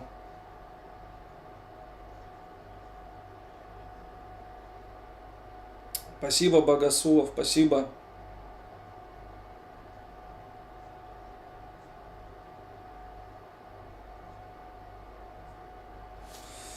Хадиш, слушайте, ну, как вам сказать, скорее всего, я бы не стал бы стрелять, не стал бы. Если бы собаки бы рвать начали, то пришлось бы, потому что ты уже их не разнимешь, они в азарте, они просто, ну, мучиться будет зверь. А если, ну, так вот, где-то на вышке, там, следить, специально ходить, как бы, мне вообще не нравится охота без собак. Я без собак вообще 99% я с собаками. Бывает вот этот 1%, когда ты без собак, и я мучаюсь. Мне неинтересно вообще это все. Да, Жень. Да, но ничего, как говорится,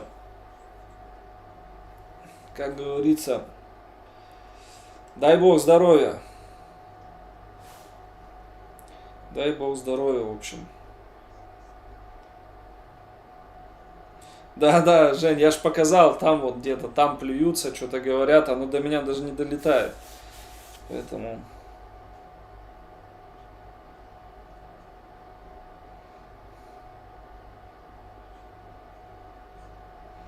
Я просто не понимаю тех людей, которые со мной чай пили, да, ели там делили там шконку, грубо говорю, одну там, ну, в одной комнате спали, там, какие-то делюги вместе были, там, да, и вот так вот распространяться, хотя ничего человеку не сделал плохого вообще, вообще ничего, просто зависть захлынула, скорее всего, очень сильная, вот и получилось.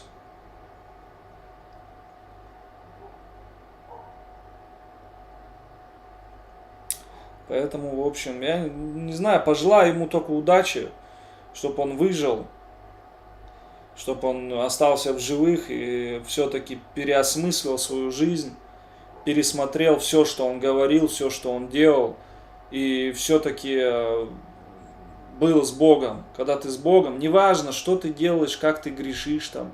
Мы все грешные, мы все с грехами. Кто-то там курит, кто-то пьет, кто-то матерится, кто-то за спиной там вот это вот грех, кто-то завидует, кто-то деньги любит много, сребролюбие, у кого-то там мания к чему-то, кто-то там прелюбодействует, кто-то там блудит, у кого разные у всех грехи, но это все грехи, кто-то там еще что-то делает, ну, мы все не без греха, как говорится, как Иисус Христос сказал, кинь камень, если ты не без греха, но мы должны стараться исправлять, понимаете, если за мной какие-то грехи есть, да, там, я как бы, ну, стараюсь там не выносить их там, да, на всеобщее обозрение, если там ты материшься, да, ну зачем ты при всех там материшься, если ты что-то делаешь, ну, стыдиться надо этого всего, а мы как бы, ну, все в открытую, все пытаемся, гоноримся, там еще что-то, ну, суть в том, что желаю, чтобы исправился человек, встал на истинный путь, чтобы у него не было,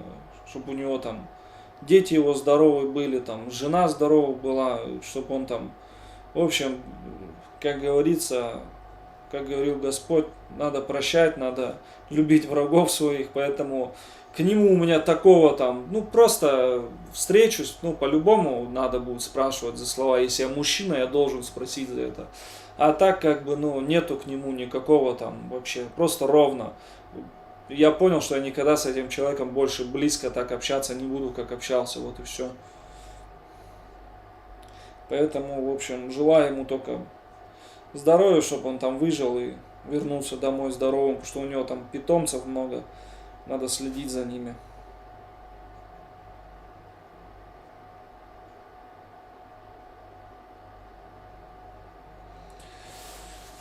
Ну, в общем, у меня из родственников и с той стороны есть.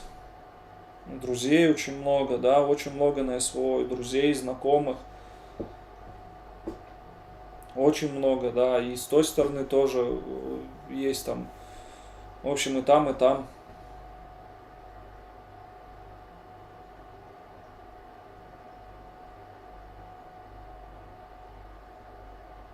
Да, Жень, мне нужен броник. Андрей, вот ты умный человек. Скажи, почему все мои служивцы подопечные привозят мне в подарок броники? Тебе броник нужен? Нужен, давай, Жень, броник нужен. Слушай, ну ты сам как броня, вот тебе может еще бронь какую-то там, как рыцарю может быть, не знаю. Может нечего подарить, знаешь, вот когда у людей там много там статуэток каких-то там, много копилок или магазин там сладостей, что он подарит? Конечно, сладости тебе. У них там много броников, наверное, вот и дарят броники.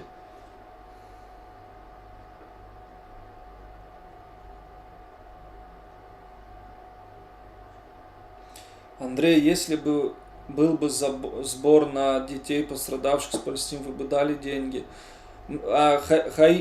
Хаджид, ты мне скажи, а чем отличаются дети Палестины от дети там России, Украины или Израиля дети?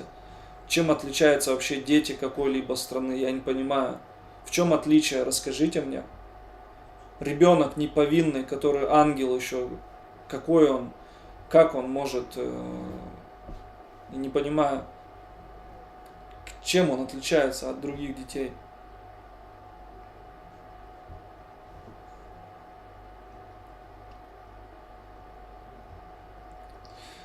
Зима близко, залетаем. Кстати, еще одну новость хотел сказать. Большая благодарность нашему администратору, менеджеру YouTube канала Али с Ингушетии. Но он, по-моему, в Ростове-на-Дону живет. Огромнейшее ему спасибо. Мы недавно прекратили с ним сотрудничество. Он сделал за этот год для парка очень многое. Фонарики Арматекс, мойки, вторая мойка, пылесосы, потом вот эти Greenwork фирма, потом у нас были, с ним он заключал договора по корму Daily Dog. Ну, мы, правда, с ними сотрудничество прекратили, потому что им не понравилось, что я 300 килограмм корма у них взял. Вот, ну не суть как бы, зато им клиентов столько привел, а они как-то, ну, дальше что-то не суть, ладно. Очень много мне, в общем, он точно на 1 миллион там товаров он взял, даже может, ну, плюс-минус. Поэтому плюс он денежные сделал 2 рекламы больших, это одна за 40 тысяч была в самом начале, Мазабрик. Ну, говорю, как есть вторая, недавно вот мне как раз срочно нужно было за землю платить. И он говорит, вот есть реклама 25 тысяч. Я говорю, нет, за 25 тысяч не соглашусь рекламировать. Он говорит, ну давай, типа, ну так проседает YouTube, реклам нет. Я говорю, слушай, нет, давай я не буду рекламировать, потому что, ну, объяснил почему, что брендирование идет, я не могу, тем более, такую компанию рекламировать задешево. Ну и все, и через 2 дня он звонит, говорит, Андрюх, так и так, ну, Андрей или Андрюх, я не помню, так и так, вот, говорит, я ему сказал, я говорю, за 50 готов, типа вот срочно за 50 готов сделать рекламу. И он мне звонит, говорит, 60 тысяч реклама, давай, короче, это, будешь? Я говорю, да, конечно, я говорю, я прям туда поеду, засниму. Ну, он говорит, не надо никуда ехать, вот на месте, вот мы отсняли рекламу по этим ПЭТ, и у меня как раз перевели деньги, но перевели мне на счет заблокированный. Друзья, мне никто не смог помочь. В общем, все мне отказали. Спасибо всем моим дорогим друзьям. Помашу ручкой вам. Вы, если смотрите меня, кто-то мне подписью отказал, кто-то сказал, не обращайся с таким вопросом больше ко мне, кто-то еще что-то. Поэтому, друзья, вы у меня единственные, неповторимые, красавцы. Все помогли мне в трудную мою ситуацию. Вот, как бы, ну, что поделать. И пришлось там кое-как суетиться, ездить на следующий день в налоговую, потому что счет заблокировали, там кое-какие моменты были. Ну, ладно, не суть, что я эти деньги все равно получил. И, в общем, спасибо огромное Али за то, что он сделал такой вклад большой. Он начинающий был менеджер, я считаю, что очень он хорошо вырос. вырос он еще несколько потом каналов держал, он у Дом Тигров менеджер, он у менеджер еще там у полумиллионников каналов у многих, поэтому парень очень смышленный, идейный, и сам по себе очень добрый человек, и в какой-то момент он даже мне сказал, что Андрей, я не буду с тебя брать процент, ну как менеджер должен процент брать, и он даже отказался от этого процента, говорит, я буду парку так помогать. Вот, поэтому ему огромное за это спасибо, респект, уважение, и я сказал, чтобы родителям сказал от меня спасибо за то, что воспитали такого сына, действительно, Али парень добрый, хороший, отзывчивый и в трудную минуту, в общем, помогал мне. Поэтому еще раз скажу, Али, жму тебе крепко руку твою, как-нибудь обязательно мы встретимся вживую, приезжай в парк, познакомимся, посидим, попьем чай, поговорим. В общем, будет возможность, приезжай. Вот. Поэтому у нас нету, к чему я иду, у нас больше нет менеджера на YouTube-канале.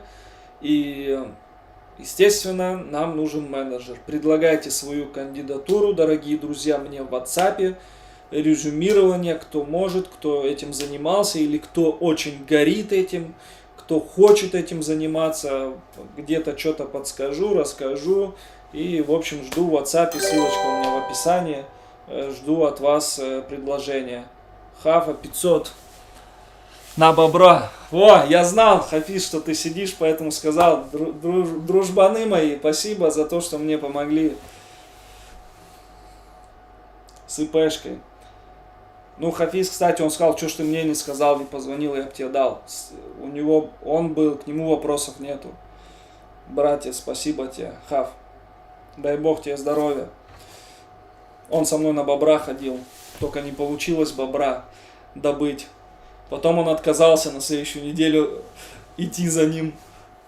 Наверное, подустал, не восстановился за прошлую неделю. Поэтому, в общем, такие дела. Ну, Луя, по-моему, беременна. Луя. А скажите, кто Сирини там? Я по вот этим Сирин, там по названиям, я не знаю, я человека лично, если... Скажите, кто там, я скажу, знаю, нет. Поэтому, Хафа, к тебе это не относится. Лично к тебе не относится. Но все остальные мне, 7 человек я позвонил, все 7 отказали. Ну, просто там из них некоторые были очень такие весомые у них компании, которые, ну, реально там отслеживается каждая копейка, и за каждую копейку чуть ли там не суд может быть. Поэтому там некоторые в этом плане сказали, Андрюх, типа, там, так и так вот. А кто-то просто сказал, что, ну, ладно, что, не буду говорить по именам. Кто знает, тот поймет, о ком речь идет. Кто из ваших? Так, Модерм, спасибо вам. Так что менеджеры открыты. Кто хочет стать менеджером Black Canadian Wolf, пишите, будем отбирать вас. Сирин, кто там Сирине? Я не помню. А что насчет рабочих? Вы отказались от помощника или работник отказался ответить? Да нет, просто еще один только человек, вот более-менее на кандидатуру подходит, я еще с ним не созвонился. Надо с ним созвониться, все времени просто нету, вообще времени нету. Может, он уже передумал.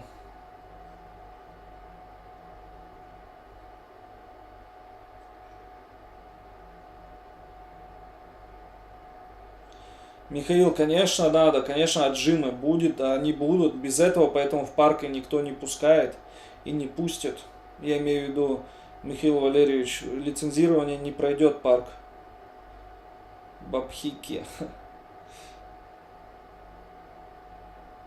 Андрей, Сирина, это Ксюша. Что за Ксюша? Фамилия Ксения. Я знаю одну Ксению, но я один раз с ней пересекался. Мельком, когда волчат. Если вы про этот Сирин, который тоже волчат определяли, Яна с Димой, в Сирин двух сестер этой Черники, то я как бы, ну, лично вот так не общался с ней, один раз с ней виделся, вот и все, как бы. Больше я с ней не пересекался никогда, я и никогда не переписывался, и не знаю. Поэтому...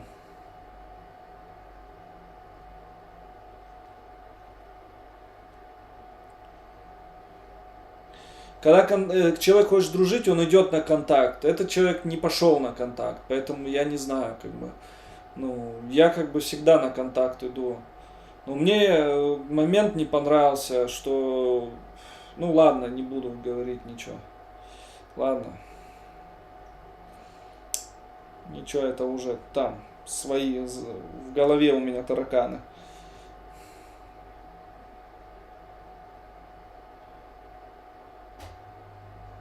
Андрей, рекламщики мойку как забрали? Вы что? Интеграция у меня стоит 50 тысяч, и бартером на эту сумму мне дают товар, чтобы я отрекламировал. По-другому я не рекламирую и не даю никаких бартеров, и ни за какие там остальное, как это может забрать мойку. Я бы и не рекламировал тогда ее, зачем мне ее? Я бартером брал вот как раз эти товары все и... Что еще такого мы, я не помню просто, что у нас такое весомое было. Ножи вот были тоже по рекламе. Ножи, да, были. Потом что еще? Что у нас еще было? Ну, не прям супер так много, но были рекламы, были. Я же говорю, на миллион, наверное, точно было. Но это с кормом, потому что там корма только на 1600-700 у нас в парк было привезено. Ну, если по рознице цене.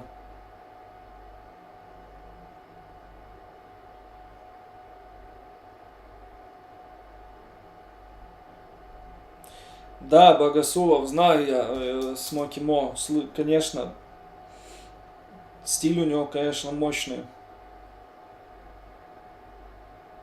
Андрей, из медийных личностей кто-то спонсировал? Нет, никто, никогда. Ко мне даже приезжали, тут миллиардер был у меня, он... Ничего он не проспонсировал, даже не спросил ни о чем.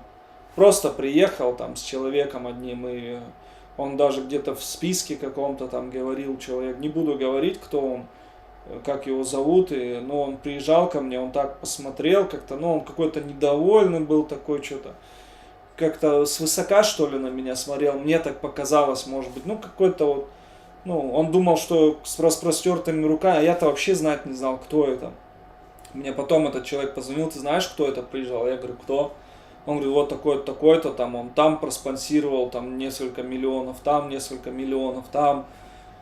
Я говорю, ну, круто, говорю, прикольно, говорю, и все. Мы на этой ноте разошлись. Он такой, ну, там как-то, что-то я там, ну, я как бы, ну, был, как бы, ну, может, он думал, что я его на руках здесь носить буду, там, или на карете какой-то возить буду, я не знаю, ну... Просто человек, как человек, я даже и не понял, кто обычный человек. Но он как-то недобро... Знаете, я вижу, когда человек расположен к тебе, там, знаешь, с добрыми, а он как-то смотрел на тебя не так, как-то на тебя вот так вот вопросы какие-то резкие задавал там. Ну, как-то с тебя вот так вот как-то, ну, мне так показалось, может, не знаю. Я сам по себе тоже резко могу ответить, но, может, у меня... Ему что-то не понравилось в разговоре моем, я не знаю, ну вот был вот такой человек. Потом директор Comedy Club, ТНТ канал, Comedy Battle, вот эти вот все, вот я его очень хорошо знаю, он там по фейстайму часто мне звонил, приглашал меня на дни рождения, потом на директор года там и потом на разные мероприятия, я тоже как бы, он даже хотел моим крестной моей дочке стать, я отказал ему. И вот он тоже как бы ничем, никак... не, вру. Он меня познакомил с депутатом, и я с этим депутатом, он ко мне вот недавно приезжал, сейчас скажу когда, ну месяца 3 назад он с Катей Самбукой приезжал, это его девушка, может кто-то ее знает, Самбуку. И вот он как бы, вот он ко мне приезжал, вот он меня познакомил просто с ним. Ну, какие-то связи, да, дали, но по спонсированию никаких не было. Вот. Но он обещал там, много чего обещал, но как бы я не воспринимаю, понимаете? Если все воспринимать всерьез, каждое слово людей, там, тем более таких, там, я воспринимаю дело. Говорить можно все что угодно. У нас были там разные люди, знаете, вот говорю, непонятные мне. Андрей, я там готов закрыть ваши там заборы, можно приехать, давайте встретимся. Начинаешь договариваться, слетают, потом теряются, непонятно. Ну, короче, поэтому я понял, я вот так обнадеживался первый год как-то где-то. А сейчас как бы я вообще не... Ну, хочешь, я вот тогда и Сергей, почему он приехал? Потому что только говорят все, вот как мы с Сергеем и познакомились. Я говорю, ну приедьте там, или отправьте, давайте там.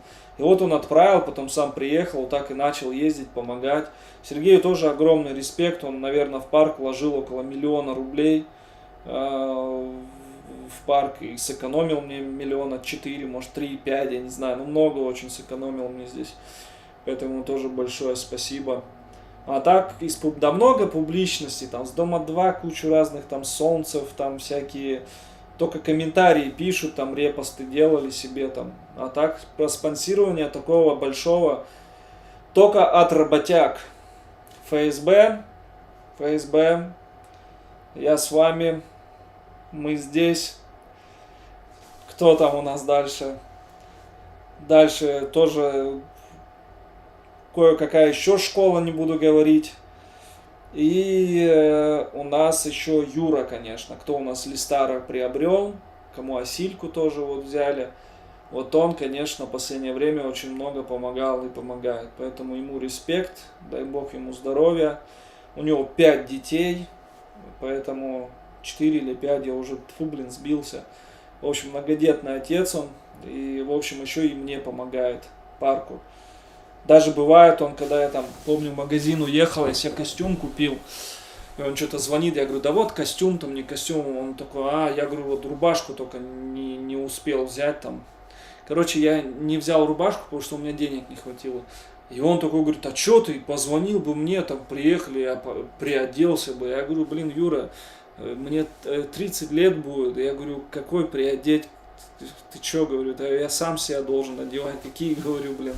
Я на сам с день рождения просто деньги взял, хотел себе очень долго костюм, в общем, взял себе костюм, только вот осталось рубашку и туфли взять. Попозже возьму, поэтому Юре респект огромный и уважение, дай бог ему здоровья. Андрей, тебе нужно вышибал в парке, а не помощника. Согласен. Оказался миллиардер кошатником, а не собачником. Да, наверное.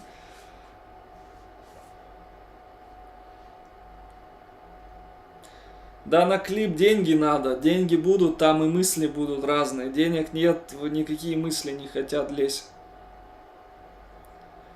Не знаю, они оба сильные будут до смерти драться, Куба и Луя. Не, у меня 2 дочки. Сегодня просто племянница родилась, Варвара. И гастробайтер из Европы, Санта, ты про себя типа? Да, возможно. Так, а у крестной, у Мелитины, у крестного нету у Мелитины. У Мелитины моя сестра крестная и вторая названная с Украины, Танюша. Подожди, моя сестра.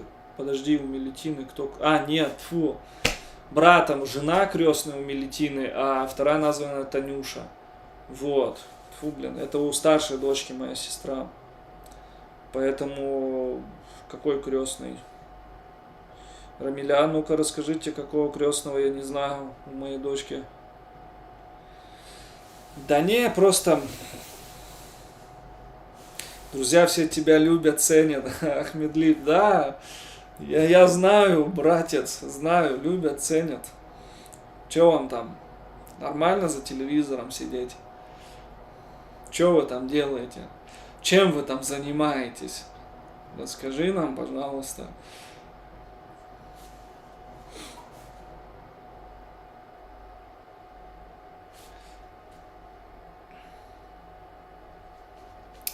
Короче, вот, поэтому все вот эти люди, да, много кто. Мне даже звонили, говорит, можно с тобой там поужинать, там, я там готов заплатить деньги. Я, блин, думаю, пипец, я себя чувствую как-то не очень. И таких, ну, десятки точно предложений было. Недавно мне вообще писали, можно с тобой время провести, я готов там, я готова заплатить 100 тысяч, типа. Я говорю, блин, я говорю, 100 тысяч мало, короче. Я говорю, не готов. Они говорят, а сколько надо, типа, готовы сколько угодно заплатить с тобой время. Я думаю, блин, жесть какая-то. Ну, не то, что жесть, думаю, блин, это я до такого докатился, что мне предлагают деньги, чтобы провести время. Короче, блин, конечно, деньги не пахнут, как говорится, но, ё-моё,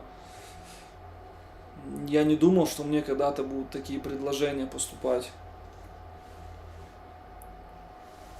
Ну, поступает. В костюме на мопеде огонь. Владимир Одесса. У меня есть деловые встречи, у меня есть дела в городе. У меня есть кучу еще других потребностей, там, выходов и тому подобное. И, естественно, я на себя, как говорится, тоже хочу пожить, и для себя хочу пожить хоть что-то. И понятно, что у меня один костюм покупается, у меня есть один костюм, я его купил хороший. У меня он до сих пор есть, там он такой в клеточку, такой ну, такой фиолетового, черно такого оттенка на свадьбе у друга был. И, в общем, до сих пор он мне как новый, как с витрины. Бывают на какие-то мероприятия, я его могу одеть. Ой, Андрей, смеюсь до слез. Не, да это я вам так рассказываю, цветочки. Если бы вы знали, что мне пишут все, и кто мне что не пишет, я думаю, у многих бы дыбом волосы бы здесь стали. Особенно у моей жены. Ну, мы свою женушку бережем, она в чате сидит, все видит, слышит, но, может, уже спит. Ну, в общем, короче...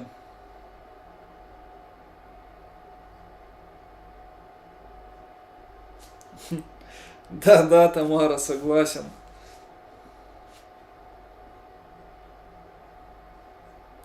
И поужинаешь, и денег заработаешь. Слушайте, ну, не спорю, но, блин, Владимир, не знаю, как-то, знаете, непривычно мне вот это как-то. Если ты просто, знаешь, там, приехал в парк, там, да, проспонсировал, сказал, вот это на Волков, там сумму дал, там, и сказал, блин, Андрей, там, вот я заказал, там, ресторан, там, жду вас с семьей, или вот тебя жду, там, сегодня вечером, нужно кое-какие вопросы обсудить, хотелось бы с тобой поговорить, о чем-то узнать, там, тогда да, как бы, ну, я бы согласился, а когда вот так, я заплачу, приедь, там, в ресторан, ну, что это такое? Как бы, ну как-то не так это делается. Это делается, приехал в парк, там, ну, договорился, там, да, там, в гости, там, проспонсировал пожертвования на животных. И вот там уже при встрече сказал, вот я хотел бы, чтобы там, вот есть, там, попрошу, там, ну, как-то так, по-человечески, что ли.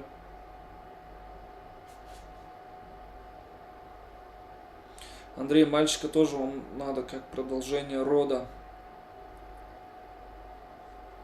Андрей, у жены везде глаза и уши. Но, если честно, многое не надо лишний раз, знаете, там, чтобы жена, там, как говорится, знала, я ее берегу от этого всего. Берегу, и чтобы она лишний раз, это зачем надо? Понимаете, надо беречь, чтобы жена была в хорошем настроении всегда, у нее всегда была улыбка, всегда сияла, всегда была довольна мужем. А когда вот это все будет лезть свне, я, если честно, и поэтому не хочу, чтобы она там какую-то творческую, блогерскую эту жизнь вела, потому что это тяжело морально, это все, понимаете? И поэтому, в общем, я ее и берегу от вот этих всех напастей. Разблокируйте меня в телеге, пора. А что случилось, Павел?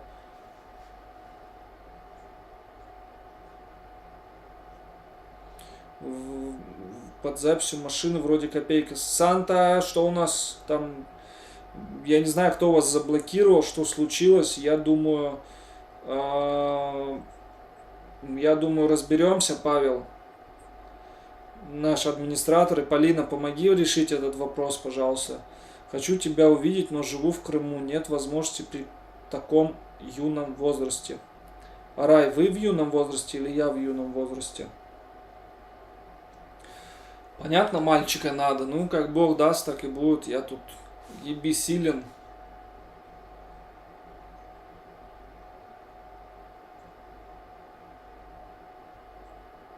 Алексей Большков детей предлагает делать. Не, ну, это вообще цветочки, что вы там написали. Детей предлагают. Детей это такое. Это еще цветочки. Симба забил на ловлю крыс. Да походу они там на соболя друг на друга сейчас охотиться будут. Это может быть сам Телеграм.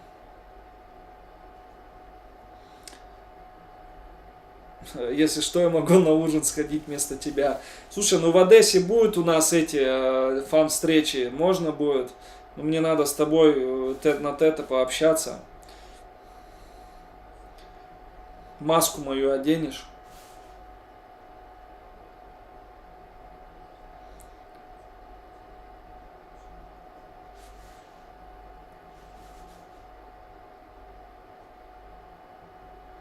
Да, Павел, напишите, потому что вот так искать там бесконечно можно.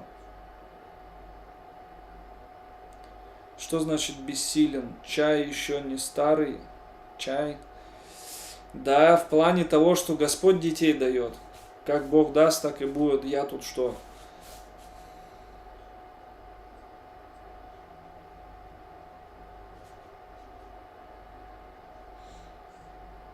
Понимаете? Чё у нас тут? Ничего. Орехи. Так, сегодня бабушка тут пришла. Они, кстати, бабушку вывезли с Украины. Жены бабушку 4 дня ехала там через разные страны. Так устала, никакая вообще на автобусе, говорит, на границе ужас, что творилось. Замерзли там все. Ну, слава богу, в общем, выехали с Украины.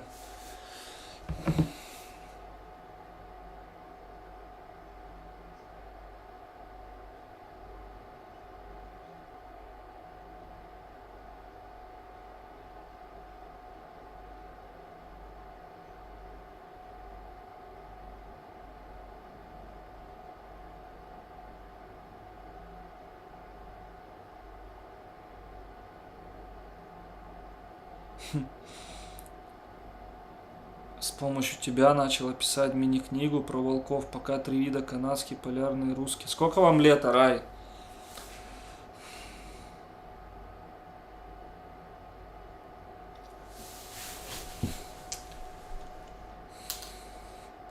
Так, ну что, дорогие друзья, у нас сколько сейчас, что времени-то? Уже 10 часов.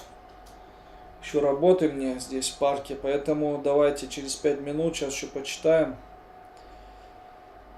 Я ее забрал домой, Тамар, уже это, спасибо тебе, уже половину нету лимона этого, каждый день пьем с дочкой, 11 лет.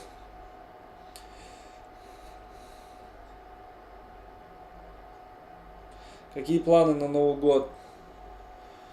Да, не знаю, никаких, Новый год особо не празднуем.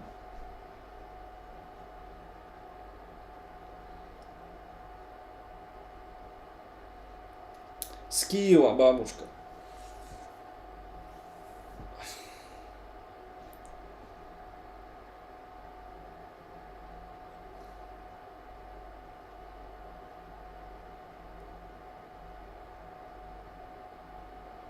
Люто волки в России.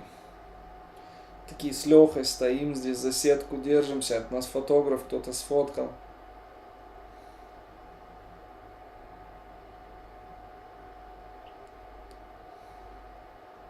Так, давайте посмотрим на охотничий канал. Вообще подписалась у нас? Не подписалась.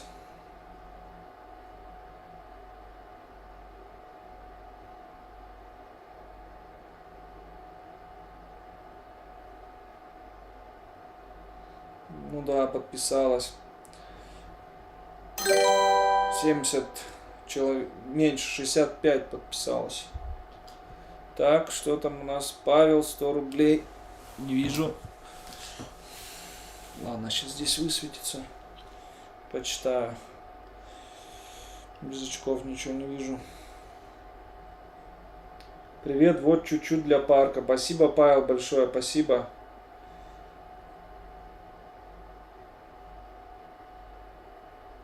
Андрей, пошли лакшери Бэтмена ловить. Точно, Бэтмен, ёпрст. Все, дорогие друзья, всем огромное спасибо за эфир, за спонсорскую помощь, за подарок, который организовали Инна Петропавловская, Санта, Лена Кла, Серега, всем спасибо, Елена Мотора, в общем, все, кто мне прислал денежку, всем огромное спасибо. Как что переведется, надо будет, сейчас создам счет и на этот счет все перекину себе. Так что спасибо всем огромное. Людмила, Ольги, спасибо всем, Светланы, в общем, все, кто отправлял, пересылал, спасибо всем огромное. Дай Бог всем здоровья. В общем, будьте добрей, будьте умней.